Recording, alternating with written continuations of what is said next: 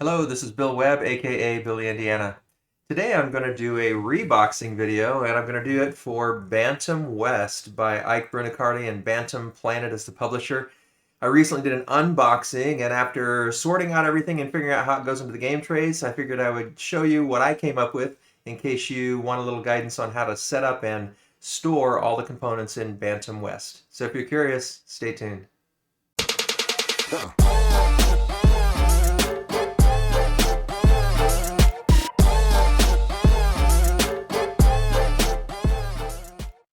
So I backed the Shadow Governor's pledge level of Bantam West, which comes with the base game, all the add-ons, and then the Game Trayz insert.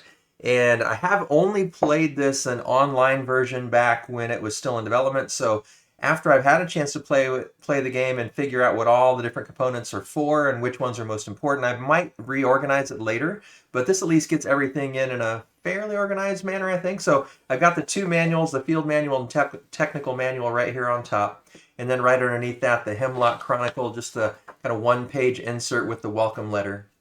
And then underneath that, and by the way, I did get some hints from the Kickstarter page, and they didn't have all the final results, but I did try to follow a little bit of the pictures that they showed to give me some ideas. And so let me show you a couple of things. So this is one of the Game Trayz. This has a lot of the kind of central components, I believe. And so underneath this, I've got four sites, the small four boards that are different sites: the Graveyard, Mirth's Mounts, Rita's Outpost, and then the Gunsmith. And so those four kind of just lay two on top. And then underneath that, I've got the two larger shops. So we've got Bees Haven and Gallow Hall sitting just on top underneath that.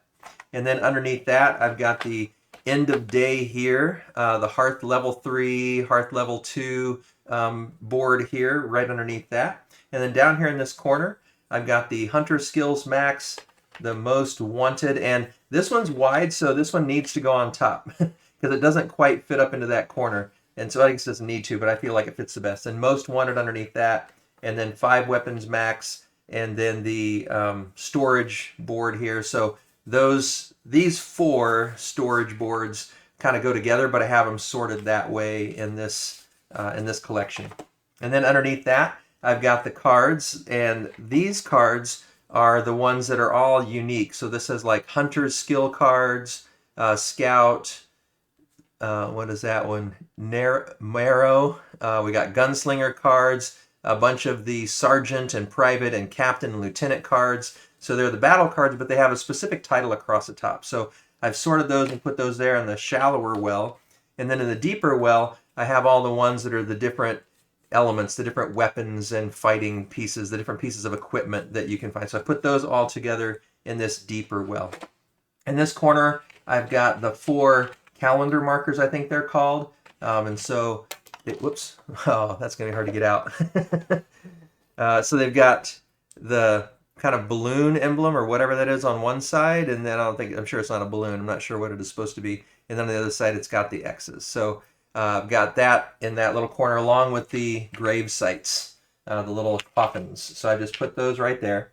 And then here we've got, I think this is for solo use. I don't know for sure. I can't remember, but this character just fits right there. And then I don't know the names of all these tokens, but there are some that are blue, yellow, red, and green. And like on this one, it says Troop 3, travel to 3 hidden areas, Lieutenant Covert. And so I've got those all kind of together there in this little section. There we go.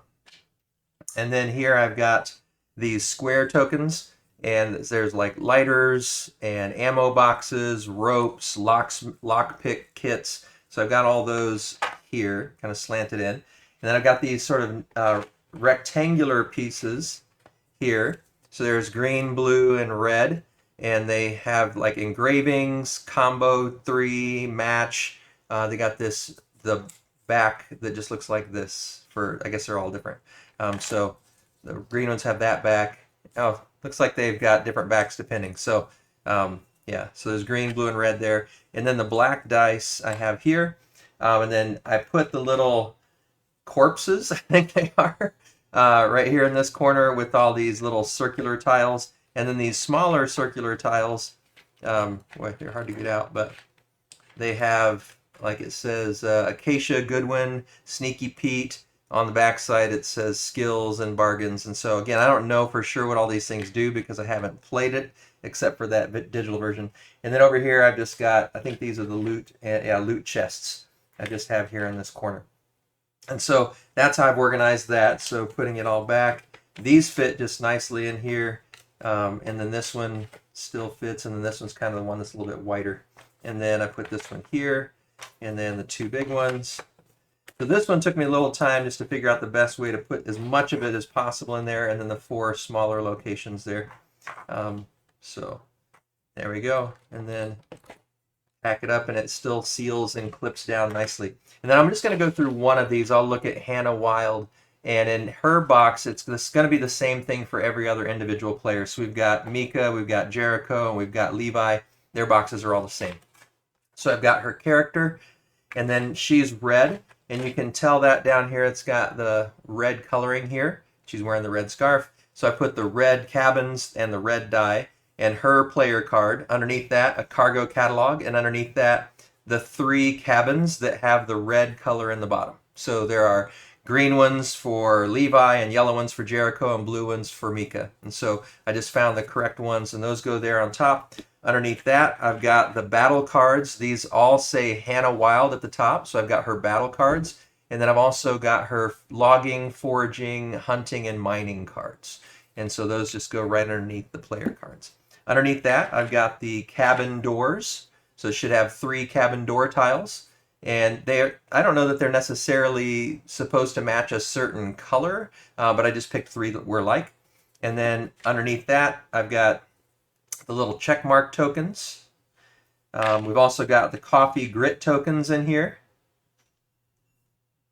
And then the base, and then we've got the red cubes, and then it says to have 2 black cubes in there too. I read through the setup, and it said to have the 2 black cubes as well. So added that there. So if you put all this in, fits pretty well underneath, and then you put the small cards on top of that, and then the big cards on top of that. And it'll be the same, like I said, for each of the individual players. They just have their colored cards and their colored dice and their colored cubes, and then the 2 black. So that's those 4. Right underneath that, I have these big boards. So we got the city board. We've got then there's the Southern Lauren Range, Deltham Wilderness, Midland Plains, Crowco Wetlands. So those go next, and they're just right on top. And then underneath that, I've got the Hearth Hunting Lodge, and then the 4 player boards, the dual layered player, actually triple layer player boards underneath that. And then I had to put a few things on the side, and I think they didn't seem to be in the introductory explanation needed for the base game. So there's some tiles in here that I don't know exactly what they're for, but they all had the same kind of a back and front, so I put those together in a box. And then there are some black cabins, and I assume those are for maybe solo play or one of the specific scenarios. I got the Dethel Marshal Sheriff thing just there out of the side. And then over here, I couldn't get all of the coins. I have the metal coins, and they didn't quite all fit in this tray, so I got a few extras in this bag. And then there are also, I think these are for solo play, there were some circular tiles that had different paw prints on them. And so I put those together. And then I have all of the event cards on the side here. And then over here, I've got the combat note, kind of player aids, and then underneath that, the tracking to-do list card. And then underneath that, the different scenario cards, so Warm Welcome, and then Shadow Governors, Masters of Chaos, Strangers Duel, Hunter's Expedition. Those are all some of the specific scenarios and how to set them up. And then the rest of the event cards over here. So those fit right there nicely. Here I've got the red and the green cards. I think they're for specific scenarios. They're battle cards, but I sorted those out and put those here. And then and they all have a different back. And then these are kind of the brown and burgundy here. Again, these have the same back, so I put them on the same side, but they have a different color. And again, they're just battle cards of some sort. And they do have a name, so like these say Predator, these say Legendary Beast. And then what were these? These are Gunman and Wolfsbane. And then down here in this corner, I've got the regular size cards. So I've got the Abandoned, cards, the to-do left and to-do right cards, the different mounts that you can buy, different recruits and other scenario cards that fit, and then the banknotes. So all those are the same size, and they're just all together here. Other than the cabin cards that I put in the individual packets. And then down here in the corner, I got the first player, although the metal sheriff's badge serves as the first player token for if you've got that. I don't know what's supposed to go there. I thought maybe the badge, but it's too deep or too tall. It doesn't fit there. And then in this one, just kept a little silica gel. Don't know if I need to. We got the silver, we got the berries, we got the wood, we got the pelts, we got the gems, and then gold and silver coins for the 5s and the 1s. I think they're 5s. Yeah, 5s and 1s. And then here we've got the splatter, and I forget what the other side's called, but it's the 2-sided ones that you need for the base game. And so that is how I packed it all up. So just putting that all back away again. Put that right in here. And then we put the 4 player boards down. They fit right in here.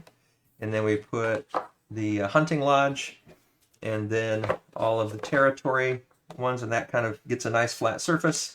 And then we've got the kind of base game, mostly, materials. And then, I do need to stick these down in here. So I've got those little extra pieces that I talked about.